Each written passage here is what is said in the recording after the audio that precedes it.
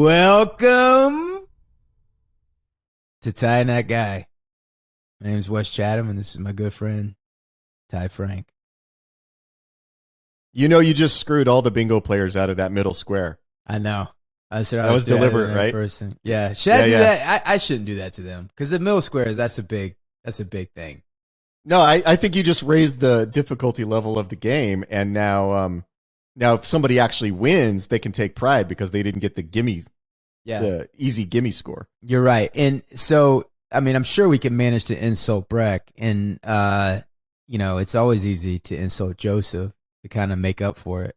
I'm pretty sure Breck directed the episode we're about to talk about, so we can totally insult him. Oh my God! Oh, we're gonna give him a hard time because I remember actually something that happened to Jess. But yeah, so we'll keep that in the bank. What are we talking about today?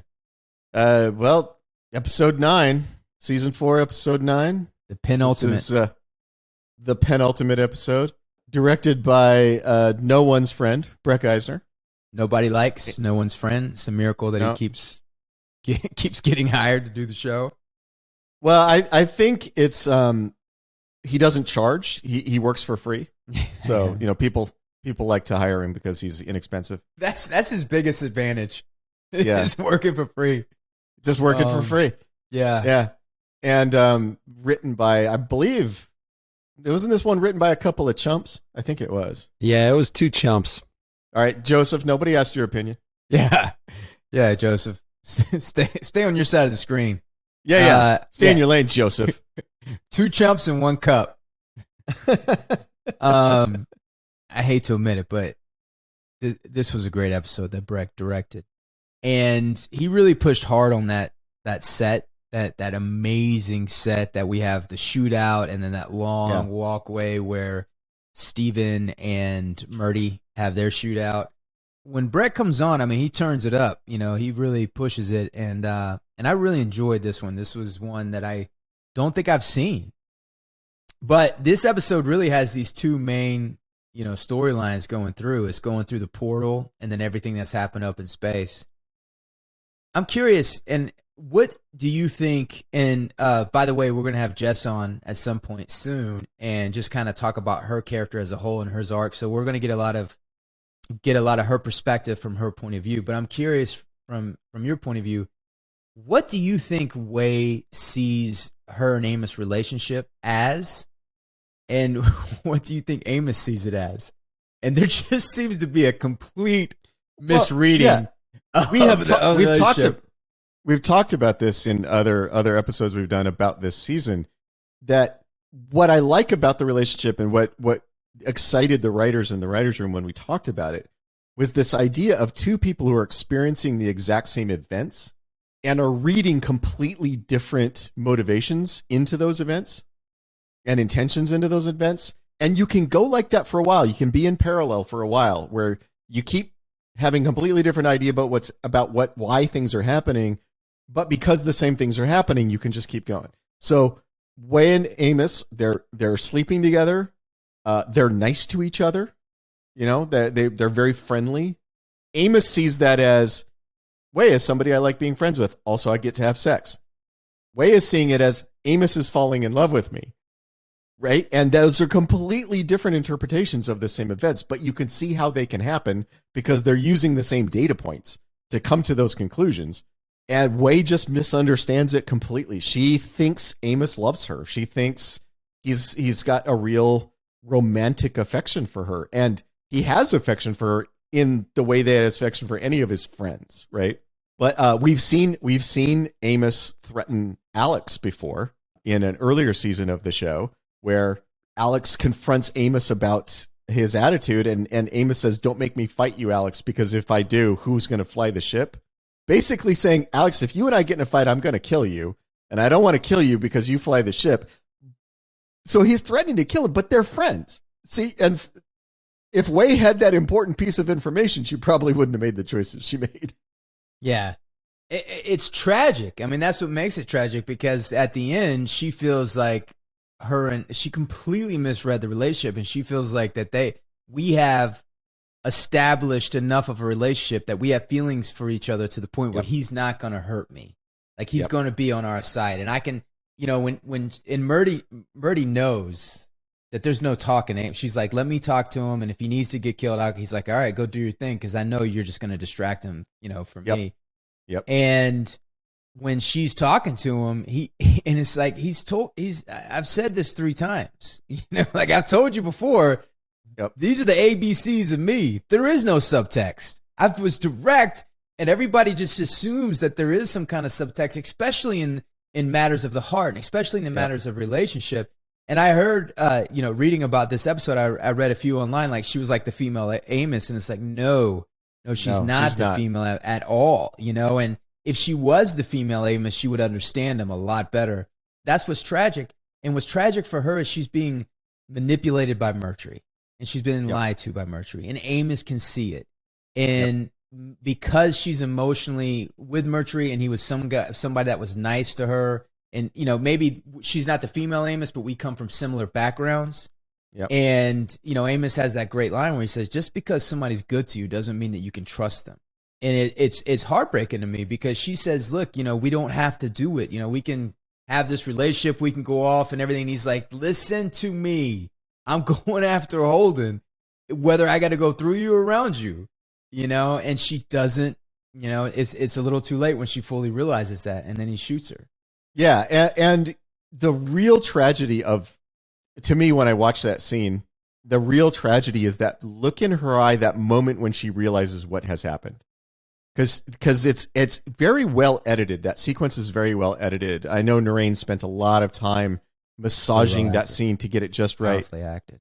Well, I mean, you edit around the bad acting choices is what you do. And so Narain spent a lot of time massaging that moment to get it just exactly the way we wanted, because there is that moment where they stand there facing Narain's each other. always spending a lot of time massaging. Anyway, he does. Sorry. He does massage. Where Amos is explaining, he's saying, look, you're making a mistake, Way. I'm going to go through you. She's still looking at him like, you wouldn't hurt me. You love me. And then there's this moment where you see on her face, in her eyes, like, oh, I completely misunderstood this guy, and he's about to kill me. Yeah. And before she can raise her gun, he's already shot her.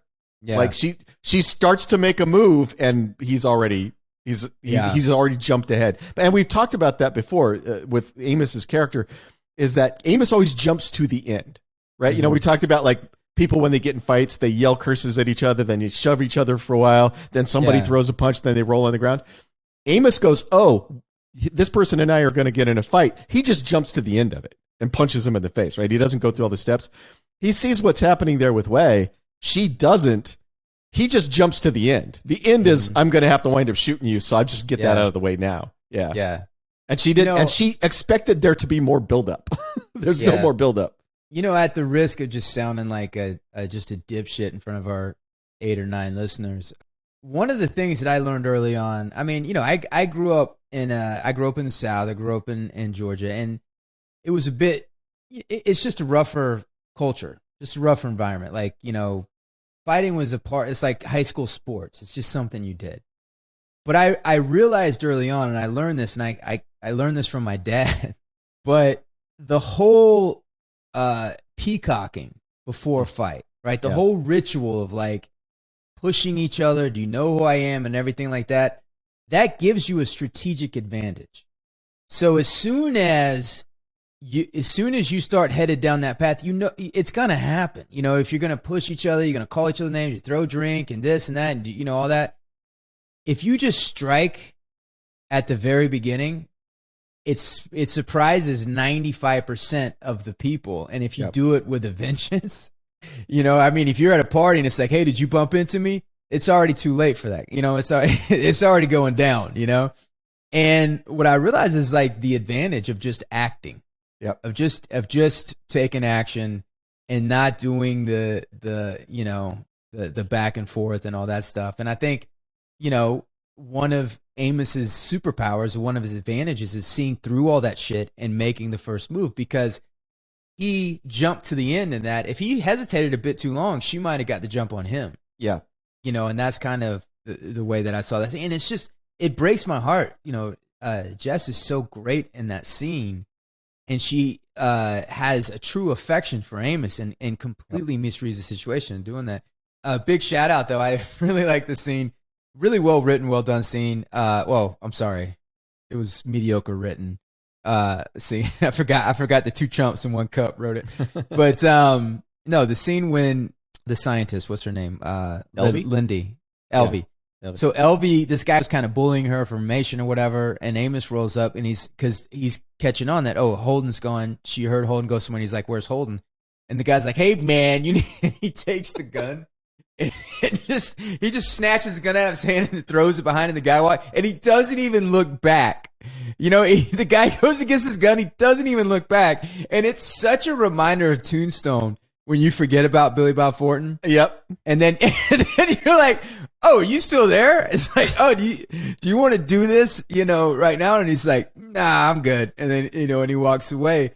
But an interesting thing about Brack in this scene, were you there when we rehearsed that scene? Yeah. Yep.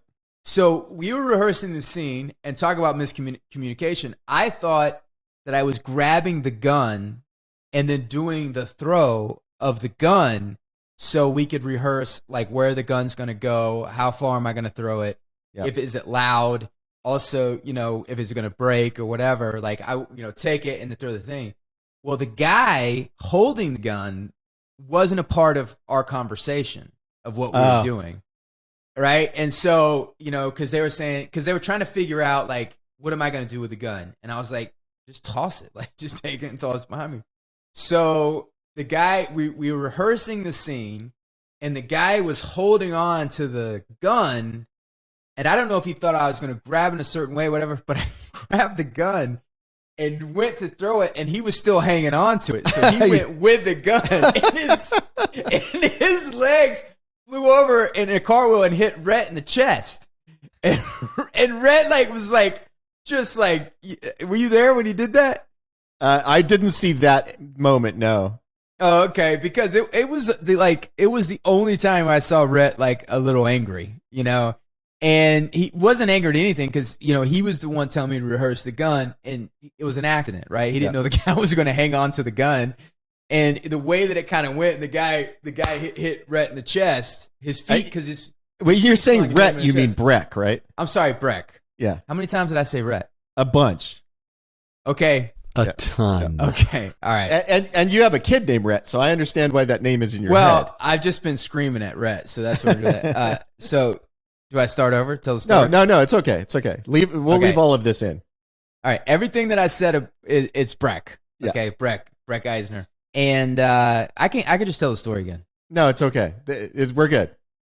Okay. And then, so he's like, I need to sit down for a minute. So we sat down, caught his breath, got his composure. He's like, I know it's not your fault. I know it's not his fault. I just need to sit down. And I felt so bad about the situation of what we were doing. But that scene turned out so great because, if there's ever a scene written like, I'm going to be tough, I'm going to be macho, and all the posturing on, there's just so much that doesn't need to be there. Yep. And the reality is what's the intention of the scene? To find out what happened to Holden. What's in the way? This guy. Is this guy a threat? He's not a threat. You see that right away. The guy's using the gun, just take the gun and throw it like a dog because he's going to have to go after it. And then focus in on the intention. And then the comedy is the guy's standing there just watching, and he's like, oh, is there something we got to handle? Nah, we're good. And then he walks off in the situation. Well, and that is the shooting script version of that scene is very close to what we wrote initially, but it is tweaked a little bit. And again, part of this is who are your actors? So earlier in the season, that actor who you take his gun away and you throw it there, we had used him for another scene where he's chatting with Amos, where he's talking about food that he got, and he's going on and on and stuff. Good. He was surprisingly funny. Everybody really liked him. We were all like, wow, that guy's, because he's kind of a bit of a background character. So you never know what you're going to get with actors who are doing those sorts of parts. And we got him, and we're like, oh, this guy's got something. He's got a charm to him. He's kind of funny. So we were looking for more stuff for him to do because we liked him. So when we were sort of doing the final pass crafting that scene, we decided we wanted it to be that guy, and we sort of amped up the humor of it. to make it more of a funny scene because we liked that guy when he was in funny situations. And again, for you wannabe actors out there, for you budding actors, if you get a scene, no matter how small that scene is, give it your best because the people who write the show notice and they're going to give you more stuff later because this is a guy who definitely, that's what happened. We gave him an early scene. He crushed it. We're like, let's find more stuff for this guy to do. So that scene got kind of modified to make use of his talent.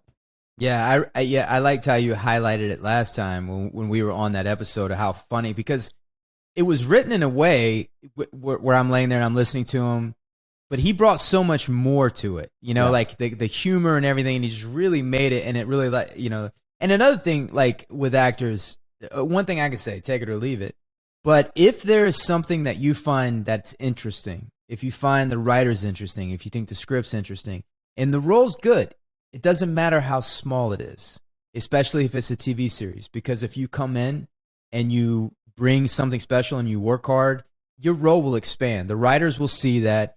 They will write to your strengths, and then your thing will expand. So, there's a certain ego thing that comes in where people are like, I'm not, I want to be the this or that. And it's like, no, just find interesting work and do good work. And then it'll eventually grow, and people will notice. Don't worry about where you are on the call sheet. Don't worry about how big the thing is. Is it good writers? Is it good directors? Is it an interesting role? Then jump in and take it. I mean, look at Drummer.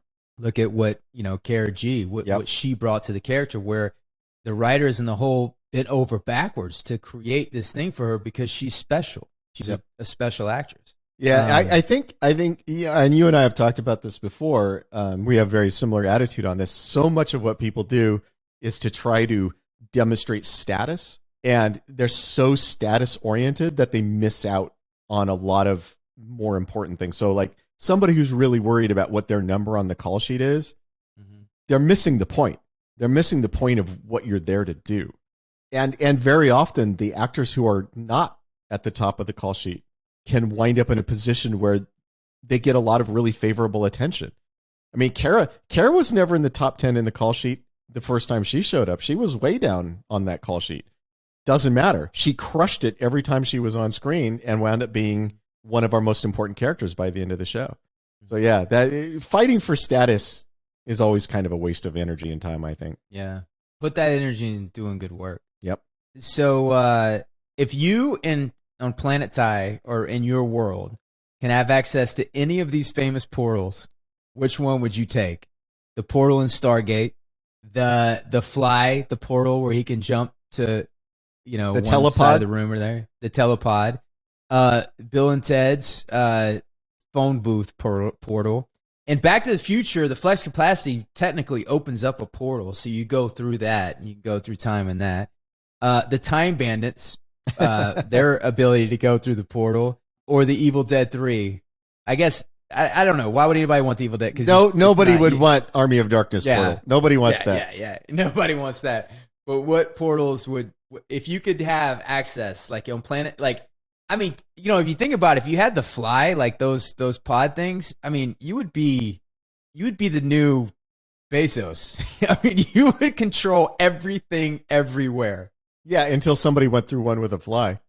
Honestly, well, he kind of has superpowers at first. Like I don't know, like when I was a kid, I'd put like a lion in there with me and then go through the other side. So that you're half lion? Yeah. Like Ron Perlman in Beauty and the Beast. Yeah, and he what was the character's name in Beauty and the Beast? His character's name, Vincent. And Vincent could pull some ladies because he got Linda Hamilton. So sure did. So being a lion man doesn't seem like it's such a terrible thing. The one I would definitely take is the phone booth from Bill and Ted. The reason being that you can travel through time. It doesn't seem to cost anything, right? Like they don't have to like put fuel pods in or anything. They just punch in the numbers and go. And they can go both forward and backward in time. So there's a lot of shit I could do with that. Like I would just keep jumping a couple 100 years into the future over and over again until I got to the point where they had invented the immortality pill. Then I would take myself an immortality pill, and then you jump around through time, get all the best stuff. Would you go back? would you go back? Like, would you take the immortality pill and then go back and just be immortal? Yeah, that would be amazing. I would totally do that. But live in your time and be immortal. Well, and the other thing I would do is I would go back to when I was like 10 and tell myself all the stocks to invest in. Yeah. Yeah. And tell yourself your grandmother was lying. You won't go blind. Have at it, kid. Yeah, I think I get a lot of work done jumping around through time. All right, so Miller and Holden are reunited, and it feels so good. Miller and Holden are back together again. Miller's back. I think that's a really clever device of having the hat and not hat, and the hat's representing the proto Miller, and the not hat is representing real Miller. Yep.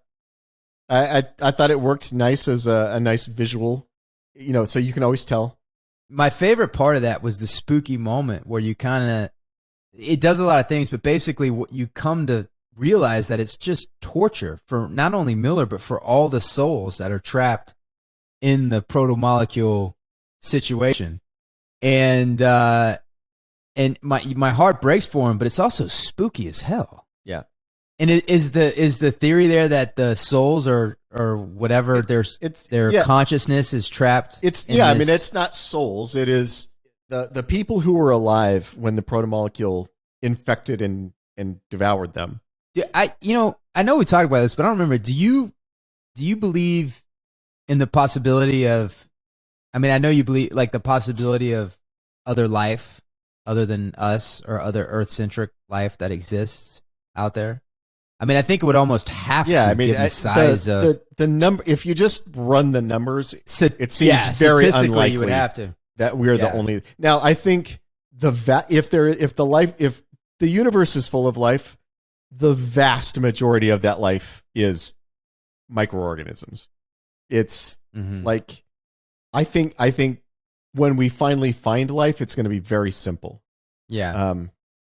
I think if there is other advanced intelligent life, it's so fucking far away from us and exists in such a different place that we'll never know. We'll never have any interactions or anything like that. But I think statistically, just the numbers of how big it is, there's got to be. I mean, it depends. I mean, if you think of infinite, there's a if you give it like there might be a similar situation where there's humanoid-looking things somewhere, someplace. Well, the universe isn't infinite, but it is close enough to infinite that it almost kind of doesn't matter. Yeah. It's not infinite, but it's so large and so full of stuff that our human brains cannot comprehend how big and full of stuff that it is. And the idea that nowhere in all of that did this same accident happen is pretty unbelievable. Yeah.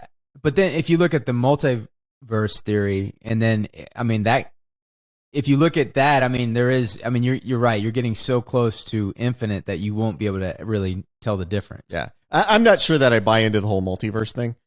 But I don't either. But even just our universe is big enough on its own without anything other added stuff that it's incomprehensibly big. Yeah. I wouldn't say if I buy into it, but I do look at it and say, I don't know. Yeah. I don't know. Yeah. I don't know. How could we know? Right. Yeah, how could we know? But I do think it's so interesting to think about. Did you ever go through a phase of being interested in the UFO conspiracy theories or, reading about that sort of things? Or were you always kind of... I was never a UFO guy. Like early on when I was a kid, I found the idea fascinating, but I read a lot. And so when I get interested in something, I'll read about it. And the psychology behind the sort of UFO thing, the psychology of the people who report UFO sightings and report UFO experiences, it felt like there were very, very good psychological explanations for what was happening there that did not require. What do you think about the fire in the sky guys? Well, they were lying, and they've admitted it. They've admitted that they were lying. Oh, they did? Because that was the one. What did they say about it? You can go read. Yeah, go Google it. The guys have come out and admitted they made the whole thing up. When did that happen? Years ago. Oh, I didn't, because I remember, like you, I like to read a lot, and I was, for me, being interested in the whole UFO thing or people's experience, whatever. To me, it's the same. I got the same thing from it as reading fiction, right? Like I would read it, and I could suspend my disbelief and be interested in it, but I never truly like bought into it hook, line, and sinker. Like I had a very vivid imagination, but I was never like as a kid scared in my room because I thought a UFO was coming in, because I knew deep down they didn't exist. But I enjoyed the fact that was in our imagination, that was in our psyche, or doesn't exist in a way that would ever interfere or affect me. Yeah. What do you think about Bob Lazar and his stories and those articles and all that stuff? I don't know that I know anything about it. Moving on. So Miller and Holden. Yeah, and let's talk about the whole Miller and Holden thing here. I don't want to jump past that. I think there's some really interesting stuff happening here with the story that we're telling with those two guys. You know, Miller being the program that was created by the protomolecule's curiosity. So the protomolecule, it was supposed to build the ring gate, which it did. Then it's supposed to report in to its masters and say, hey, I finished a ring gate. There's a new planet you can come to. And when it tried to do that, nobody answered. Nobody was there. Everybody's dead. It's the ghost town, right? So now it has this driving curiosity. The protomolecule is a very simple thing, but is capable of very complex action. We always describe it like an anthill. You know, like an individual ant is very, very, very simple. But anthills are capable of incredibly complex engineering and social feats and all kinds of interesting stuff anthills can do, because you get a lot of ants together and they're capable of complex stuff. So the protomolecule is sort of like that. So it's very simple, but it's got all of this stuff. It's got, you know, a couple 100,000 humans that it's absorbed, so it has all of their knowledge and experience. It's got all of this stuff to work with, and it's got this curiosity, this driving need to know what happened to its masters. So it creates Miller. So Miller is the physical, or the not physical, but the literal manifestation of the protomolecule's curiosity. And when you see Miller taking Holden through these gigantic subterranean machines, you know, when they're on that bridge, that walkway, there's this vast machine around them. And the question of what was that built for? You know, when the protomolecule masters still existed, what was this planet used for? What did it do? And watching them sort of move through this machine, there's something very, to me, that's the most epic sci-fi gets. That's why I wanted to write those sorts of scenes, is you're moving through vast unknowable things that were built by some alien intelligence that you'll never really understand. And so you're just sort of moving through it like an ant through, you know, moving through a giant factory or something. That's some of my favorite stuff that we do on the show. I agree, but just what you're talking about, them walking through that massive piece of machinery, it's so big and so complicated. You're basically walking through ruins, and you're trying to glean the story, a piece of curiosity. I'm always a bigger fan of that than actually seeing the thing. An example would be No Country for Old Men, when he comes down the hill and he sees the aftermath of this massive shootout, and he's walking through, and you see how these people are laying with their guns out, that's endlessly fascinating me, trying to put the story together and what did this or what. And he's kind of going through the ruins of these bodies, and you can start to kind of put together what happened. And one of my favorite lines ever, your buddy Garrett Dillahunt, when he's walking through, he goes, you know, we got buyers, we got sellers. Whoa, differences. That whoa differences line makes me laugh every time. We have to get him. I keep forgetting about like having him on the show. I would love to talk to him. I am a huge fan of his work. He's fantastic. But I love it when he's going in. When he's going into Josh Brolin's house, that little mobile home, and he has his gun out and he's about to push the door, and he looks back down the show and he's like, "You gonna take your gun out?" And Tommy goes, "I'm hiding behind you," or whatever he says when he goes in there. What was the inspiration for this whole alien story that is running through, particularly in this episode when there's this thing that killed the masters of the protomolecule, Like, what is this something you just created, or was there something that you were inspired by? You said earlier that the thing you love about sci-fi is like seeing things like that, this massive machinery, whatever, and kind of figuring that out. Well, I mean, there's a lot of old sci-fi that, Daniel and I were influenced by for sure. One of the earliest sci-fi movies I watched was a movie called Forbidden Planet. I don't know if you ever saw that, but it takes place on a planet that is basically a giant machine, and there's sequences in the movie where they go down into this vast machine. Like, we don't know why the aliens made it. We don't know what it was for. We just know what it's doing when the humans interact with it. But was that its intended purpose? How can you possibly know, right? And that the mystery of that really intrigued me as a kid. The mystery of, like, if aliens came to our planet and found like a cardboard box factory, they'd be walking through it and there'd be all these like wheels and knives and moving stuff, and they'd have no idea why any of that stuff was there or what it was intended to do. And you'd be trying to figure it out, but how could you possibly know? I mean, if every cardboard box on the planet has deteriorated with time, then this factory seems like it's this unknowable device. Who knows what it does, right? And I like that idea. Yeah, but also, if there is a race of people that they're not shaped and molded by the experiences of Earth, our atmosphere, our oxygen, everything. So the things that we have, our technology and how it was shaped and molded by our environment, which makes sense to us and evolved through us, they've evolved in a completely different set of circumstances, so they would come and they logically couldn't connect the dots. And that's what I like about these ruins, these proto-molecules. You see. Like, you're like, you can almost like, is this a structure? But I don't know what the fuck that is. And even how things like puzzle pieces, when Thomas opens a door and it's like these things kind of slide apart and you walk, it's so different than a door or passageway that we would think. And that is fascinating. You're completely changing the way you're thinking that these things that develop. Yeah. And there's other sci-fi that explored. So, the Fermi's paradox thing, which is, life seems to arise naturally. The universe is vast. Where is all the other life? Right? I'm super paraphrasing, but that's the idea. It's like, where is everybody? Right? If life arises in the way that we think it does, and the universe is as big as we think it is, those two things don't seem to jive, because where is everybody?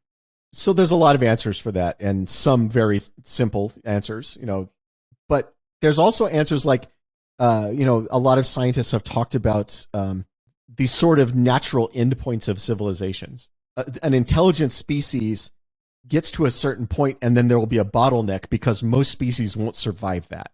Like, once a species gets to a point where it invents, like, say, nuclear weapons or, other technology that is like planet-destroying level technology, how many species survive that bottleneck? Maybe very few do, right? That's one of the answers to Fermi's paradox. But I've always been fascinated by that question, and there's a lot of old sci-fi that goes back, almost to the foundation, the first works in sci-fi, exploring that idea. Where is everybody? And there's a writer named Fred Saberhagen who I've always really liked. Some of his work got ripped off by like all modern sci-fi, like The Terminator is very Fred Saberhagen. But he wrote a series of novels about a robot species that was created by an alien race. These robots were intended to fight their enemies. The robots wound up killing their creators too, and they're self-replicating.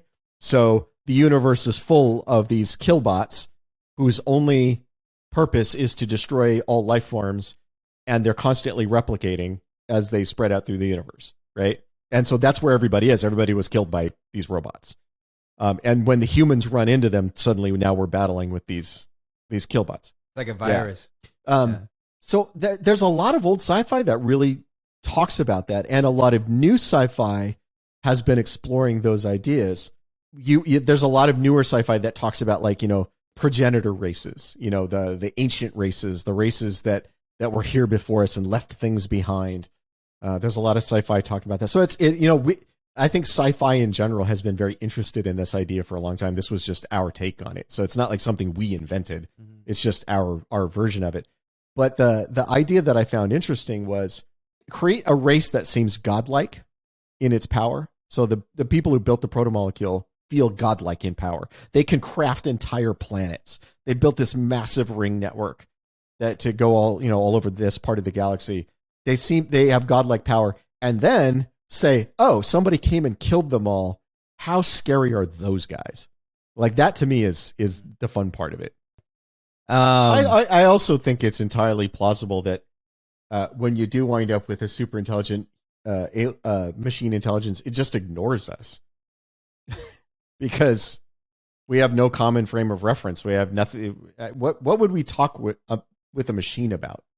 But even ignoring us would have massive implications. I mean, look, the way you described this race that killed the creators of the protomolecule, you said that they were just an anthill that got ran over while they're paving a highway, and the protomolecule makers probably didn't even register on their radar as existing. But, anything that powerful with that big of movements and something as fragile as the human race, like, that's going to have an impact, that kind of power. But, I'm one thing I'm curious about, because you created famously with, so you created the role-playing game with The Expanse, turned into a book. You ended up writing, was it 9 books in all? 9 books, and then you did a TV series that has gone almost 7 years, and then you do this podcast with your pal. In terms of what you would want to do next, are you still as interested in science fiction as you were when you first started, or do you feel like you would like to take a breather and explore other genres, other stories? I don't know. I'm not a planner. I'm like the Joker. I'm just saying, I'm just out here chasing cars. I wouldn't know what to do with one if I caught it. I don't know. I just kind of do whatever pops into my head. Well, so I'm the same way. I'm not a planner. I just do whatever pops in my head. But I do go through things that motivate me, things that I'm interested in. Like, I find that I will become interested in something, and then I will devour it until I'm full. And then I get fascinated in something else, and so I guess what I'm saying to you, and not even in terms professionally what you're going to do next, but in terms of what you're interested in. Like, do you feel as interested in science fiction right now than you did when you were a kid or when you first started The Expanse writing the book series? Or I don't do you feel read a ton of sci-fi right now. And that, I guess that's what I'm saying. Like, what do you consume? Does it change what you're consuming? Because I feel like for me, I've always loved science fiction and always read it and watched it and everything like that. But I do find now, with the experience of The Expanse, I notice I'm not reading as much science fiction, or I'm not being drawn to those movies and stuff. And what will happen is I'll take a break, and then something will spark my, you'll introduce me to an author or somebody will, and then I'll kind of go down it again. But I'm not, I've taken a break from science fiction. And maybe that's happening to me without me being consciously aware of it. Because I will say the last couple of years have had a number of very high profile sci-fi TV properties, almost none of which have worked for me. I've found almost all of them very disappointing. And I'm not going to name names or anything. And I'm not trying to say I'm better than them. That's not it at all. It's just a bunch of stuff I really wanted to like. And then I watched a little bit of it and I was like, no, I don't like this at all. And maybe it's not those properties' fault. Maybe it is me just kind of burned out on the genre a little bit. I don't know. I haven't really sat down and analyzed it. I'm trying to think of the stuff that I've been watching that I'm always into horror. Like, I never get burned out on horror. So been watching a lot of horror. I've been wanting to, there's a bunch of new horror books that I want to get that I haven't gotten yet. I know next time I go to a bookstore, I'm just going to go through the horror section and grab a ton of stuff. Stuff that you've heard about and that do you ever blind read? Like, do you ever go to a bookstore Absolutely. and be like, and read the thing like, oh, I'll give this a shot. I haven't done that as much lately. I used to do that all the time. And that's kind of how I discovered new things or whatever. I'm not burnt out on horror, but when I read, if I read 3 horror books back to back, I need to read something different. I kind of need to cleanse the thing. And then also I'll get interested in an author, and then I'll just like for a year just devour them, and then I'll take a break. And then that like Stephen King, like there will be a time every year I can set my clock to it. There's a point where I'll get the appetite again, then I'll reread some of my favorite books. Then I'll go back and read. I always read his new. Whenever he has he usually comes out like 1 or 2 a year. As soon as that comes out, I read that. I'm always interested to see how he's evolving or what he's doing next or whatever. But there will come a point, there always comes a point where it's like, okay, I need a break from Stephen King. I need a break from that horror. Not a break because I'm not as interested. It's like I'm worn out. You just need a different because you just need a different flavor. I mean, like no matter how much you like, flavor. Chocolate, if you eat nothing but chocolate, eventually you just get fucking sick of chocolate. So you just need a different flavor for a while. Yeah. And then you take a month off and then you start craving chocolate again. So walk us a little bit about with Miller and what his objective is, what his mission is with turning himself into something physical. Yeah. So what Miller's trying to do here, and there are 2 Millers as we talked about. There's the Hat Miller and the not Hat Miller. Hat Miller, which is the investigator, is the tool that the protomolecule created to investigate what happened to its masters, to find out what happened so that it can report back in and finish its mission. The not Hat Miller is the investigator pieces of Miller that resist being controlled, that resist being used as a tool, and are becoming increasingly self-motivated and self-aware and are pulling back from this mission to do their own thing. So the Hat version of Miller wants to find what happened to the protomolecule builders. Not Hat version of Miller, what it really wants to do is die. And it wants to take all of the other people from Eros who are trapped in this sort of, like computer consciousness state inside the protomolecule, take all of them out with it. Let me ask you a question. Could there be other trapped consciousness that becomes self-aware like Miller? Yeah, there could, but the thing that is true of Miller that's not true of any of the rest of them is that the protomolecule has given the Miller construct enormous freedom to accomplish its mission. So it's the leash the investigator's on is a very long leash because it's supposed to go out and it's supposed to investigate, it's supposed to find this thing. None of the other consciousnesses that are trapped in there have anything like that. So it is possible, but is his consciousness with Julie Mao when they're in the protomolecule? Like, are they together? Like when the episode when he realized that she was the seed person and that beautiful scene when he took his helmet off and he joined her, I kind of like pictured their consciousness intertwined. Well, I mean, forever. she's definitely trapped in the protomolecule as well, but I think part of the sadness of Miller and the reason he's trying to die is it didn't turn out the way he wanted it to. He's not in there with her. It's not like some computer heaven where the 2 of them get to live together. It's not like that. It's a bunch of consciousnesses trapped in their own little bubbles. And that's part of the horror of the situation because I think if it was like beautiful virtual reality that he got to hang out with Julie Mao and he wouldn't want to die. And he wants to die. He wants to take everybody with him. What Miller is trying to do is because this is going to require some explanation, but the protomolecule is a networked intelligence.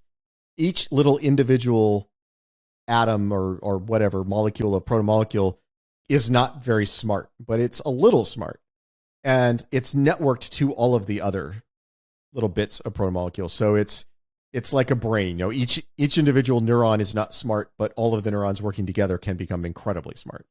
And that's how the protomolecule works. So what Miller is trying to do is hook into the network of everything on the planet. Basically, like turn the whole factory on, connect himself to every part of it. And then, so the big glowing bullet, the thing that killed the protomolecule guys on this planet last time, is still there. And it destroys protomolecule interactions on contact. That's what it does. So he wants to hook into everything and then be in something physical that can then pass into that that not protomolecule, but that bullet, that protomolecule killing bullet. And because he's networked to everything else on the planet, everything on the planet will die. Every bit of protomolecule on the planet will just be deactivated by that. Which lets me explain something a lot of people are confused by. So there's a sequence in there when he's getting ready to do that, and the machine starts to fight back, and a bunch of those little razor blade bugs from the first episode come swarming down into the thing to attack. What's happening there is LV dives under the bullet, knowing that every one of those little things that flies through the bullet will die. So she's using the bullet as cover. She gets under it, and all the little razor blade bugs that come flying down in to get to her, they pass through that bullet, and it instantly kills the intelligence controlling them.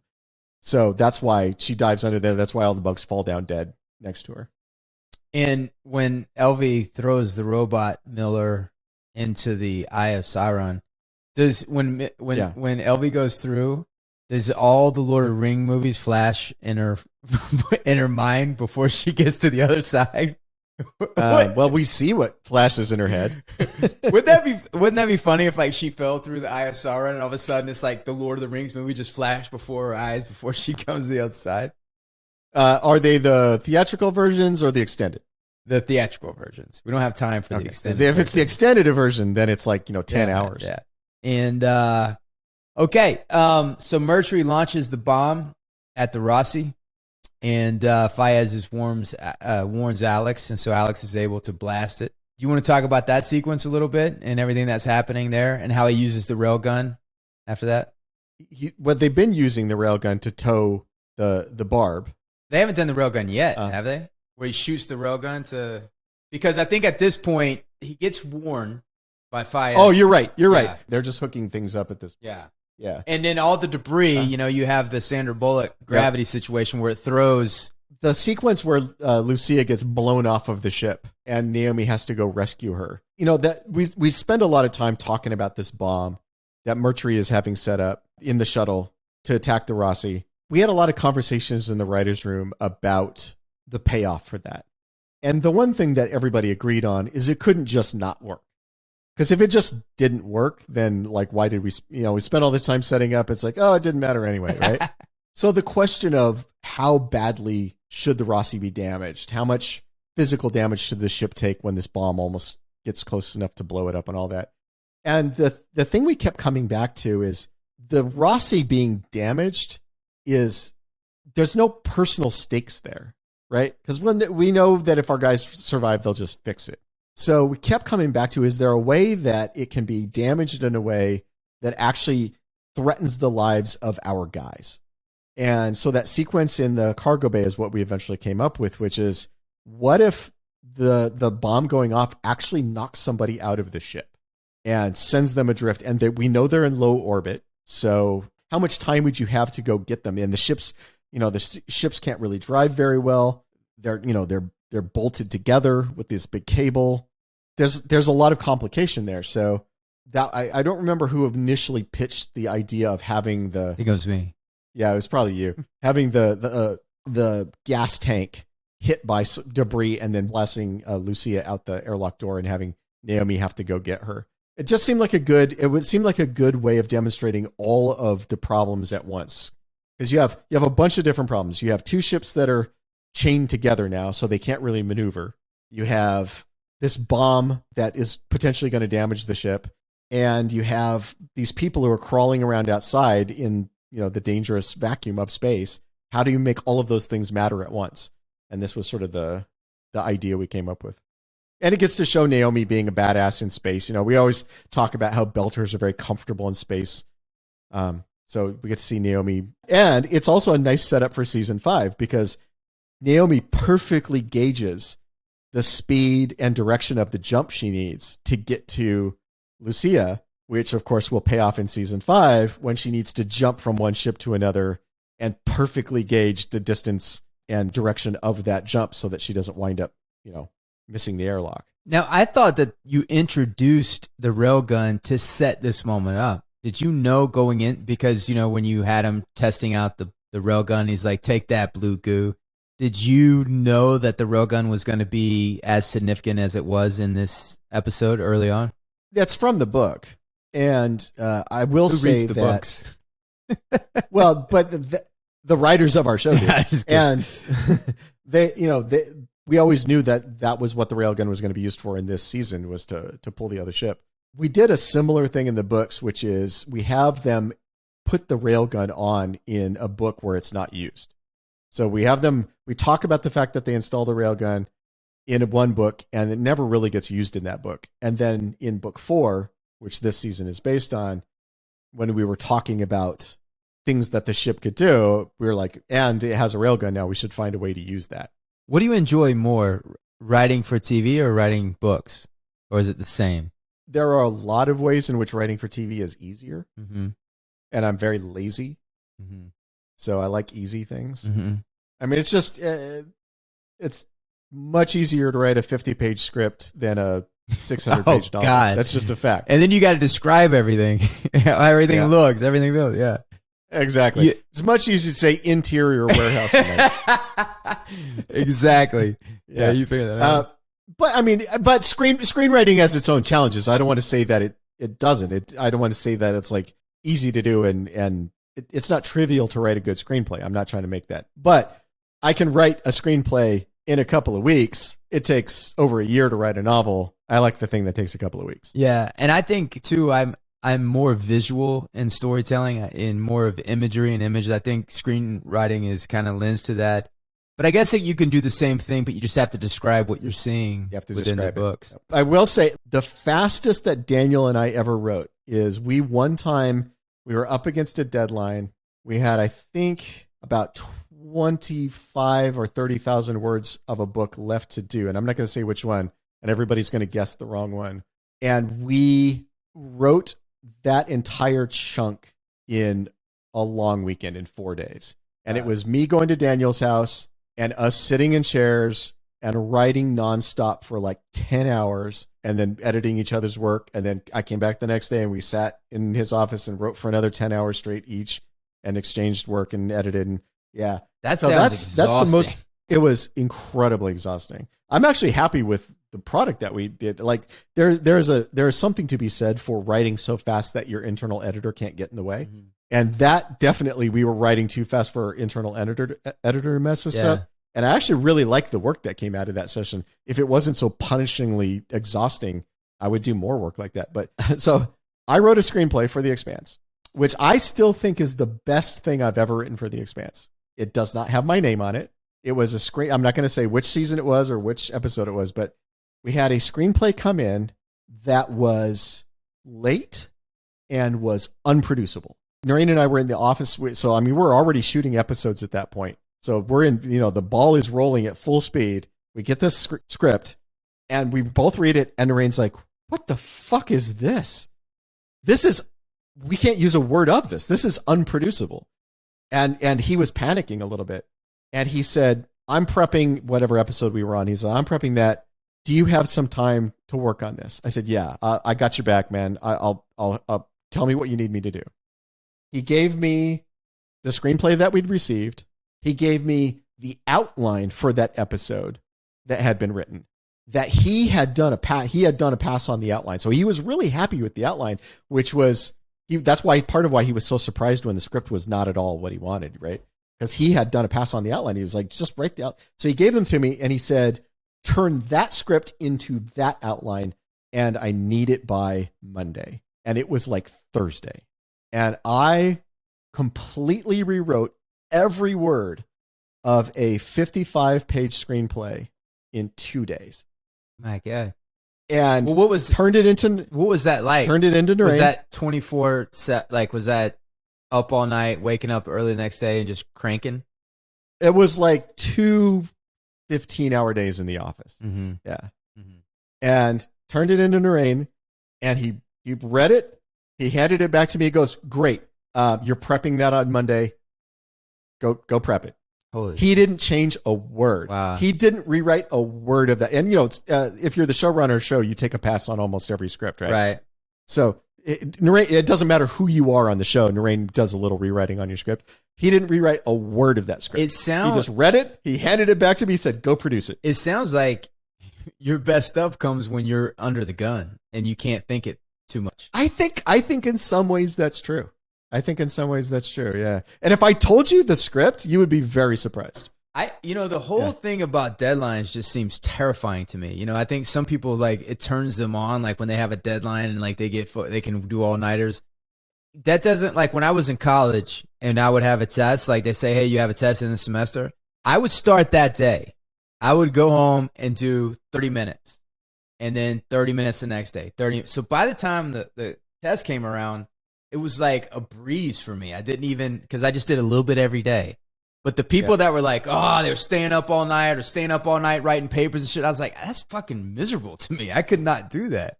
Well, but with the way you did it takes discipline. And most people don't have self-discipline. I'm not bashing other people. I don't have a lot of self-discipline. I was the king of procrastination. And I think part of what let me get away with procrastinating is that I was very good in the crunch. Like, I was the guy who would have like a 40-page report I needed to do, and I would blow it off. And then the night before I would write all 40 pages, and it was good enough. Like, it was good enough. I would get, whatever grade I needed to pass the class. Yeah. So I did a lot of that, which is not good. Kids, if you're listening to this, do not live your life that way. Yeah. It is a very stressful way to live your life. Yeah. But I also think that made it clear to me, because that was in one of the earlier seasons of the show. It made it very clear to me. This job, being the number 2 on a writing staff, that's a job I'm really good at. Like, if I told my agent I want to go staff on a show, he could absolutely get me on a show as a number 2 on a show, because the things that I do really well are all the crunch time things. And that a showrunner needs somebody covering their back they can just hand something to and go take care of this. I don't have time to deal with it right now, and then trust that it's going to get done. That's what I did for Narain for like 4 years, and I feel like I was really good at it. Like, he was the boss, absolutely. Like, I'm not taking anything from him. He was 100% the boss, but he knew that in the crunch time when shit was going down, he could hand me something and go, please take care of this. Let me know when it's done, and then trust me to go do it. Yeah. Yeah. So I think that script that I rewrote in like 3 days or 2 or 3 days was the first time I did that. And from then on, Narain never questioned me. From then on, he would go, please take care of this. And he would not ask at all any of the details. Yeah. He would just say, go do it. The biggest evidence of that is that you guys are continuing to work together. That's the biggest evidence that you've had a great working experience, is that you continue to work together in the future going forward. Well, and there was a stretch there in the later seasons when Dan Nowak was out, and Dan's another EP on our show, another writing EP on our show. And Narain had to go back to LA.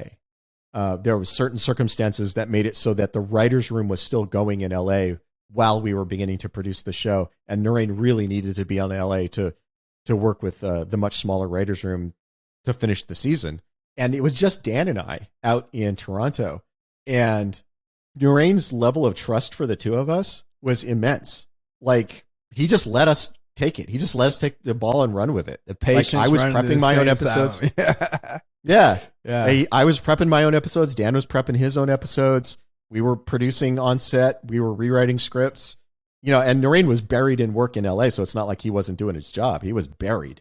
But the level of trust he had for his senior writers, you can see why he's a showrunner that everybody wants to work with. Yeah.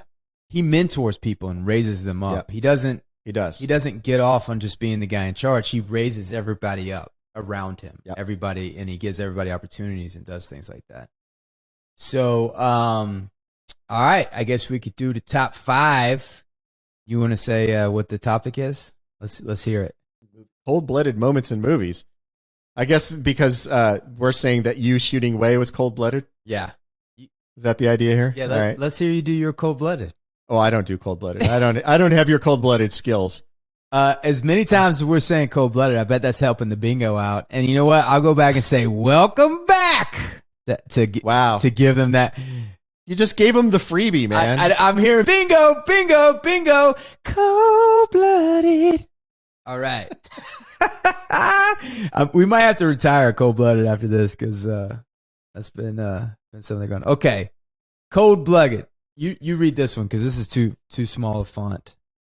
It's too small a font for me too. Joseph, we're old and this screen is tiny. Okay. Alejandro takes his revenge on the cartel boss. Anakin killing the younglings in Revenge of the Sith. Chigurh checking his boots for literal cold blood after murdering an innocent woman who he had recently killed. Chigurh killing Carla Moss in particular. No cutting for. Oh, Chigurh is the definition of cold blooded. Burke, just all of it. Aliens, yeah, we all love that. Chris and Billy dump blood on Carrie. That's messed up. Yeah, that's cold blooded. Crew expendable. Alien. Dodge this Trinity shoots the agent in the head. The Matrix. Tarkin blows up Alderaan, making Leia watch Star Wars. Yep. HAL 9000, 2001 Space Odyssey. Indy shoots swordsman in Raiders of the Lost Ark versus Puppy and John Wick. Jimmy wasting the entire heist crew in Goodfellas. What was that one? That's the Robert De Niro character, Jimmy the Gent. After they do that huge robbery for millions, he just starts murdering all the rest of his crew so that he doesn't have to pay them. I'm drawing a blank on that. Yeah, no, that's a thing. That's real. I gotta go back. Joker asks Bob for his gun and then shoots him. I love that. I love that one. That was Jack Nicholson. Judge Doom executing the shoe in the dip. Who Framed Roger Rabbit? Oh yeah. Kiddo squishes Ella's eye in Kill Bill Volume 2. Tells the guy in the museum he can go, then shoots him in the back to spread out the killing. Black Panther. Kylo Ren killing Han. Star Wars Force Awakens. Lend Me Your Ear scene. Reservoir Dogs. McClane sends Hans a Christmas greeting from Tony's dead body in an elevator dart. My favorite part of that, we talked about it, and we talked about this over ad nauseum, is when he's like, ho, ho, and then he straightens out. Like he doesn't know what the last word is. He straightens Yeah, he's got to pull it out so he can read the whole thing. And then he goes, ho. Murdering the Pikey's mom and Snatch. MPH gets killed mid. Oh, gone girl. Peacemaker and Bloodsport absolutely demolishing a camp together in Suicide Squad. Press Jane Orlean. What is this? Left her son behind and don't look up. Scar and Mufasa, Long Live the King. Stranger rides away, smiling, leaving the town to be slaughtered by outlaws and High Plains Drifter. That's a really great choice.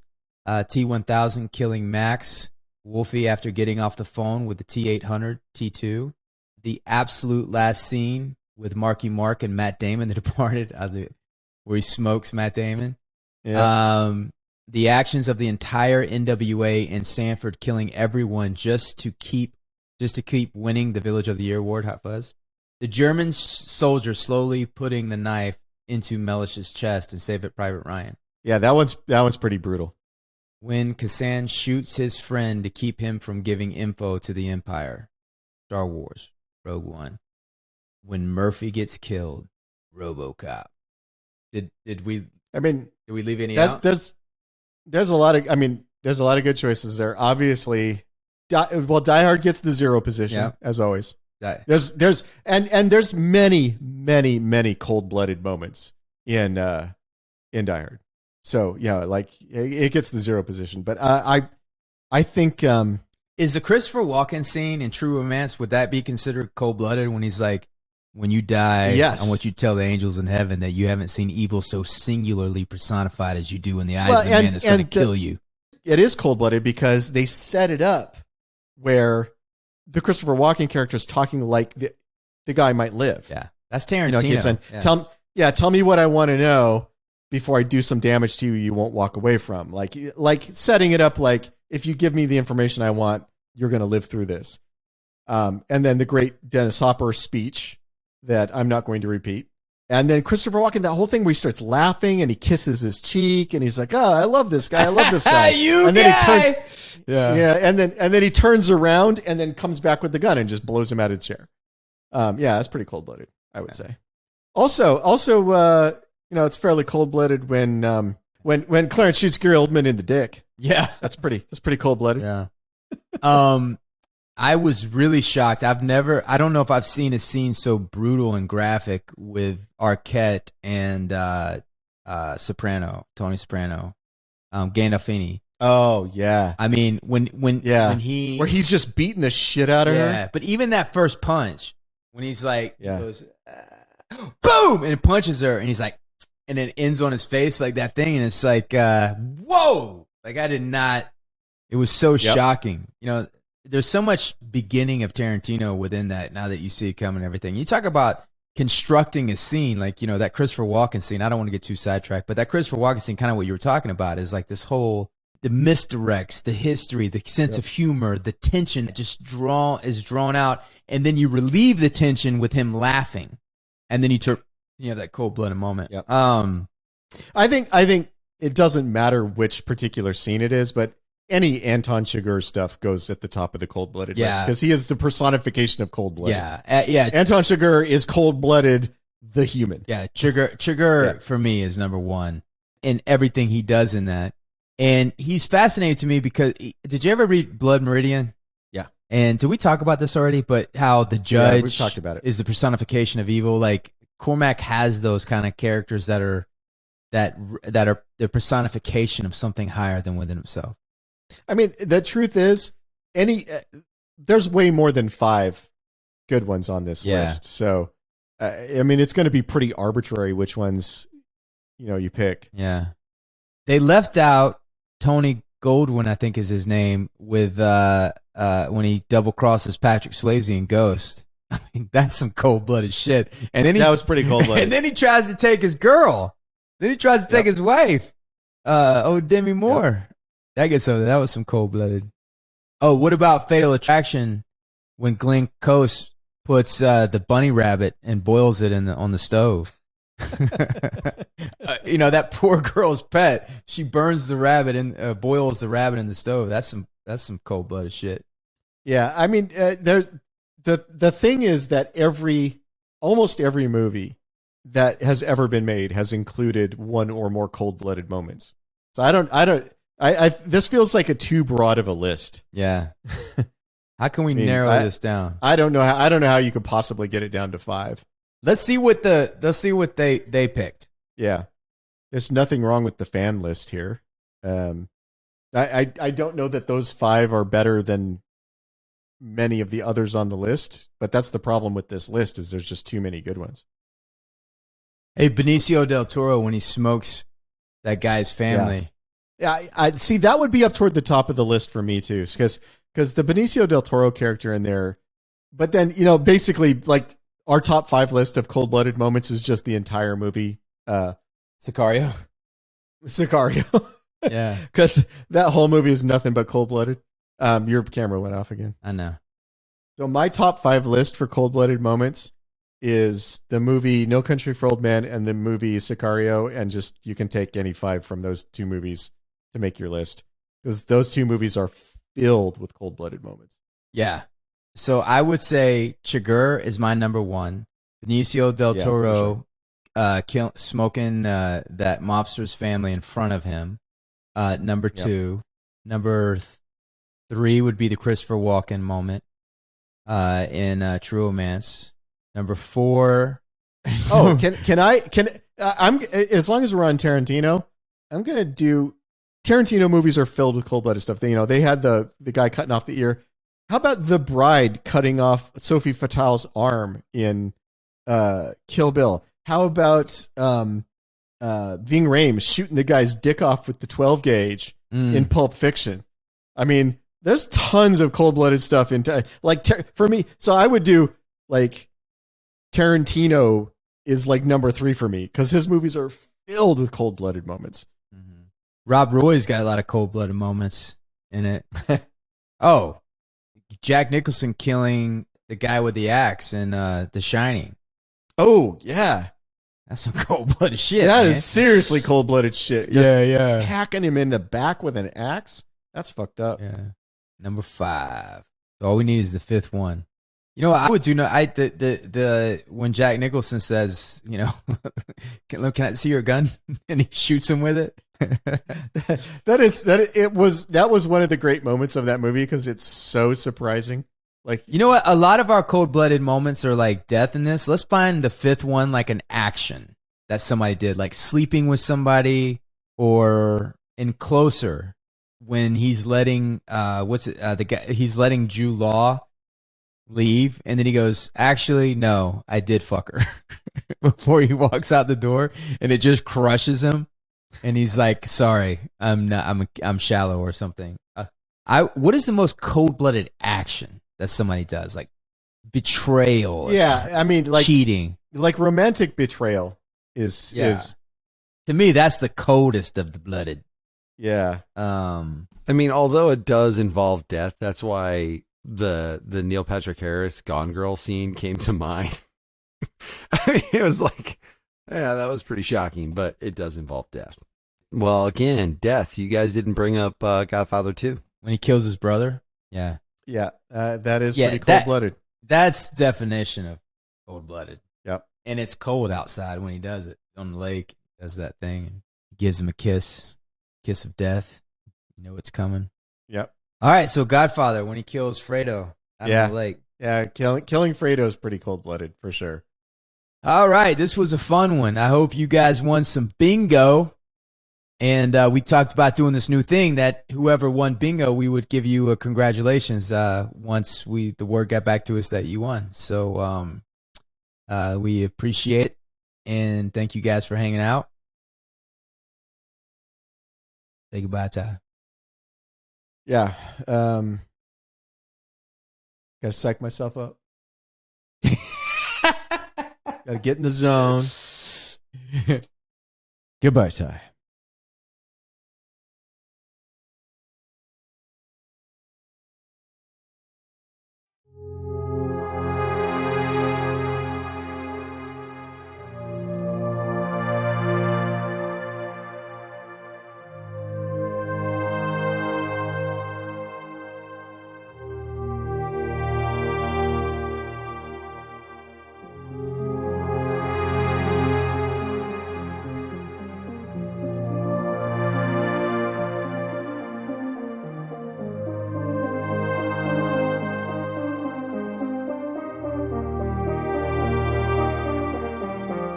Welcome